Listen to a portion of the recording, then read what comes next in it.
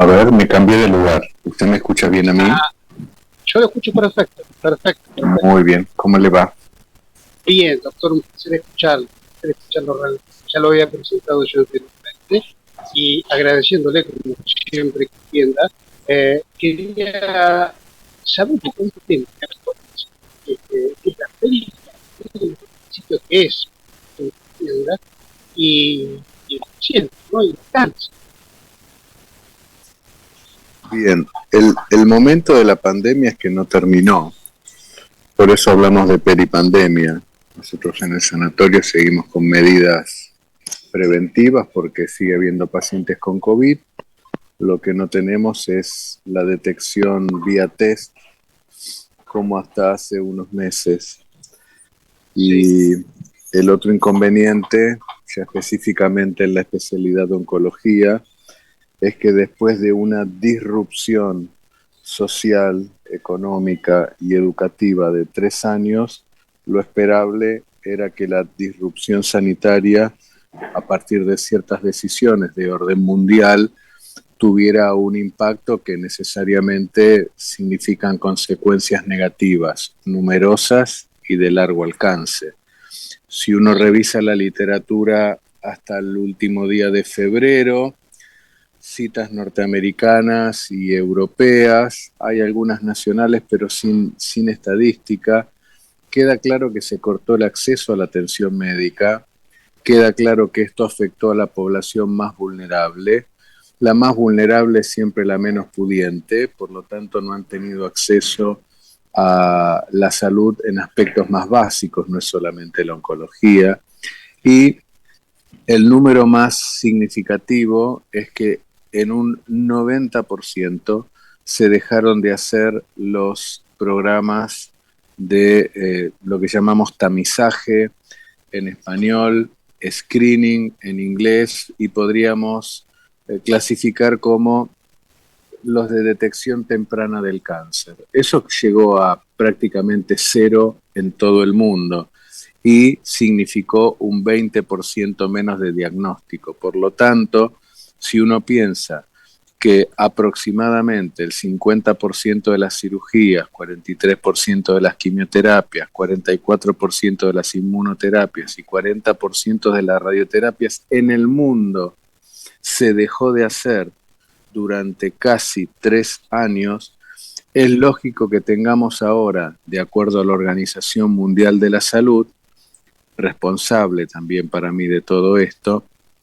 un 50% de pacientes que no recibieron tratamiento, un número no posible de cuantificar de pacientes perdidos sin diagnóstico, es decir, que pueden haber fallecido siquiera sin saber que tenían cáncer, y un lógico aumento importante en los futuros 5 a 10 años de la morbilidad, me enfermo más, la paso peor, y de la mortalidad, más mortalidad por cáncer, en un contexto donde sabíamos que hacia el año 2040 los casos de cáncer en el mundo se iban a duplicar, recordando siempre a la audiencia que el 75% de los pacientes con cáncer en el mundo están en el hemisferio sur, que es donde habitamos nosotros. Lo que estamos viendo ahora es claramente cuando los pacientes vuelven al consultorio, es que tenemos más pacientes con cáncer, los pacientes con cáncer son más jóvenes que en años pasados, casi todos llegan en estadios avanzados, todos han consultado tarde la primera vez, todos han tenido tarde la derivación a la biopsia, todos han tenido tarde la derivación a los niveles de especialistas de todo tipo. Es claro que ha habido menos acceso y hay menos acceso todavía porque también hay contención del costo. Explicamos al oyente que la contención del costo es el sistema de salud trata de retrasar una intervención médica para no gastar. Esto hacen algunas redes sanitarias.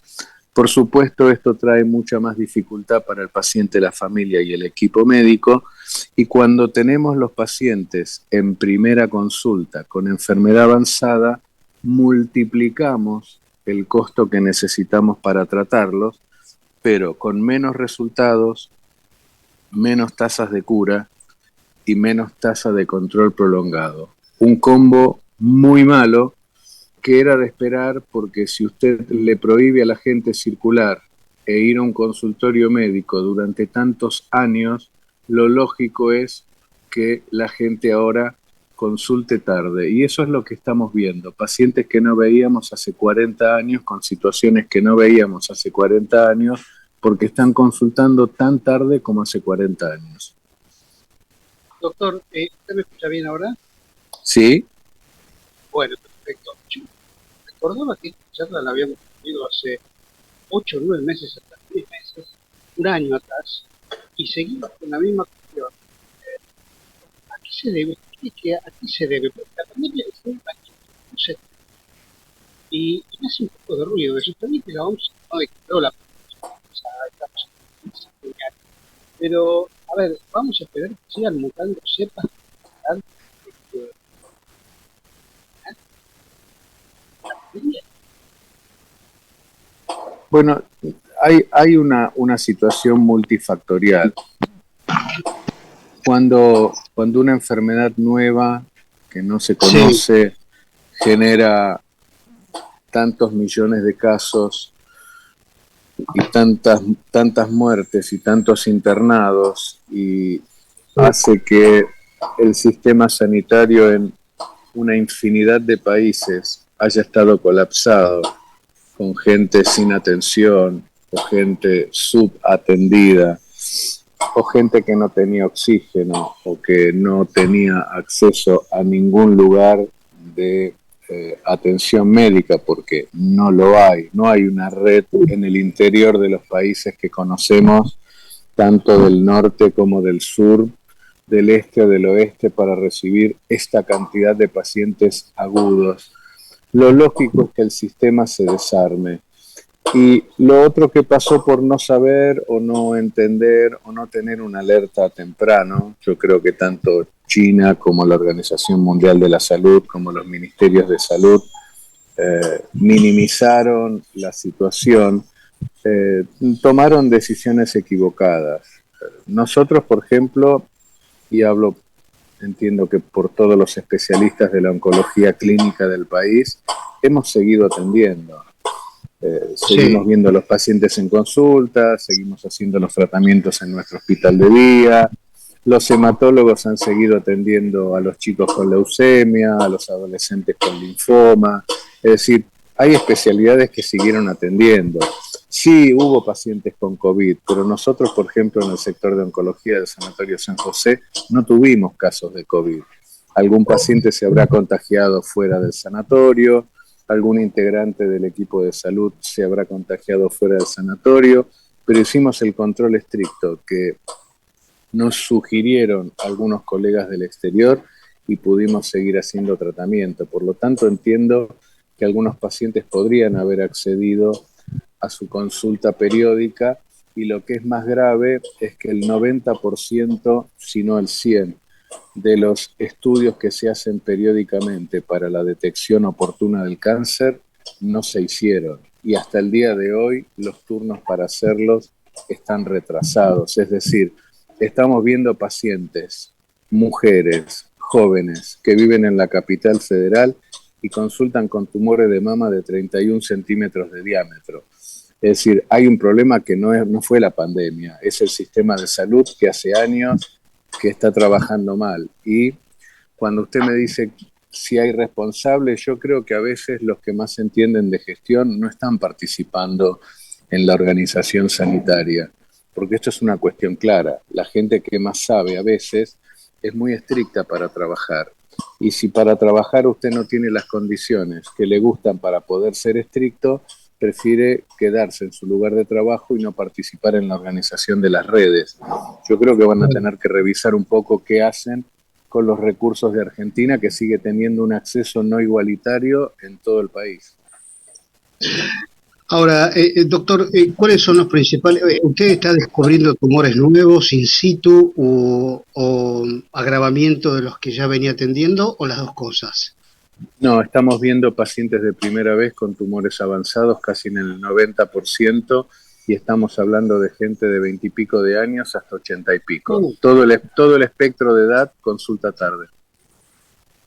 Con clínica de muchos años de evolución. Esto es tarde, ¿sí? Bueno, pero por eso, este dato es exento, perdón, a la pandemia, porque si son tumores avanzados, quiere decir que la pandemia, bueno, retrasó un poco los controles, pero que ya venía avanzando también, ¿no? Tengo colegas con los cuales manejamos muy buen diálogo y estamos de acuerdo con algunos de ellos que tienen muchos años de trabajo en la seguridad social, que la pandemia simplemente mostró el agravamiento de un sistema que no estaba trabajando bien. Todos los pacientes que estamos recibiendo de primera vez, y esto incluye el interior del país, que volvió la consulta a nuestro centro, como era siempre habitual en los últimos 20 años, llega con tumores avanzados. Son pacientes que no se van a curar, le hagamos lo que le hagamos, si los tratemos acá, en el Massachusetts General Hospital o en el Gustave Roussy de París. La medicina es la misma, nosotros tenemos acceso al mejor cuidado disponible. Lo que pasa es que hay momentos de intervención que tienen resultados diferentes. Así que una de las cuestiones que podríamos decir es que claramente esa baja adherencia previa a la educación, la difusión, la información, los controles preventivos, los hábitos de vida y la calidad de vida de la gente, el hábitat donde la gente está, el consumo de distintas situaciones que tienen que ver con lo alimentario, con los abusos, con la contaminación ambiental, empeoró en la pandemia porque claramente la gente no tuvo a dónde consultar, le decían que no fueran al médico, y después el factor personal que claramente influyó, sobre todo en la gente mayor, es que tenían miedo a salir y no han salido. Por lo tanto, no solo vemos cáncer avanzado, nuestros pacientes se infartan más fácil, tienen accidentes cerebrovasculares más fácil, tienen las caderas sin operar con artrosis severa, es decir, toda la patología crónica no transmisible, que es la más frecuente, cardiovascular, metabólica, neoplásica, tiene una incidencia mayor con un impacto de más pacientes en situaciones que no pueden resolverse íntegramente como hubiese ocurrido si consultaban en otro momento más precoz. Doctor, me quedé pensando, perdóname en eso de la pandemia, ¿no? Y que mucha gente sigue increíblemente a esta altura teniendo miedo de concurrir al médico, ¿no? ¿Cuál es el consejo que daría frente a esto? Retomar los controles habituales. Nosotros vamos a tener doble cantidad de personas esperando turnos para hacer distintos estudios y cierta dificultad para conseguirlos. Por lo tanto, es imprescindible que quien tenga un carnet de una medicina prepaga, una obra social o se atienda en el sistema público, insista en hacerse sus estudios porque resulta imperativo volver a los controles necesarios para que el cáncer se diagnostique más temprano. Nosotros tenemos muchas medidas de intervención médica de muy alto vuelo tecnológico, innovador y disruptivo. Pero en el estadio 4, en el estadio avanzado, cuando las metástasis están presentes en varios órganos, la tasa de cura, y entiéndase por cura, en 5 o 10 años no voy a tener cáncer y voy a seguir vivo, es 0. Es muchísimo. Dije 0, no me estoy equivocando. Entonces, el punto es, si lo quieren ver desde el lado económico, es mucho más económico para el país retomar los controles habituales que ya antes de la pandemia tenían un grado de adherencia mucho menor que otros países. En otros países la adherencia a estos programas es obligatoria. Lo hablamos alguna vez en su programa. Si yo soy un trabajador de un país nórdico y una vez por año no voy a hacerme el chequeo, no me dejan entrar a trabajar. Parece un poco prusiano, pero es lo que hacen con ciertos pacientes que están obesos, que son diabéticos, que son hipertensos, que tienen factores de riesgo para neoplasias porque fuman. Entonces, a esos factores de riesgo ellos le ponen otro tipo de control. Si el paciente está en peso, si el paciente no fuma, si el paciente ya se hizo la endoscopía y no tiene nada, entonces es un paciente que se cita en 3 o 5 años. Bueno, pero estas son las cosas que nosotros no aprendemos ni en la primaria, ni en la secundaria, ni en la universidad, ni en los medios laborales. No hay un programa de salud preventiva. Y ese es el giro que tenemos que dar, porque lo que estamos viendo me parece que debe ser muy parecido a lo que ven todos los colegas. Yo estoy en el centro de la capital federal, es lo que me toca ver a mí. Entiendo que no puede ser muy distinto porque la literatura que estamos discutiendo, 28 de febrero, la Junta de Investigación del Centro Europeo, 29 países, 16 registros del cáncer, British Medical Journal, 16 de febrero del 23, son los datos que publicaron hace 15, 20 días.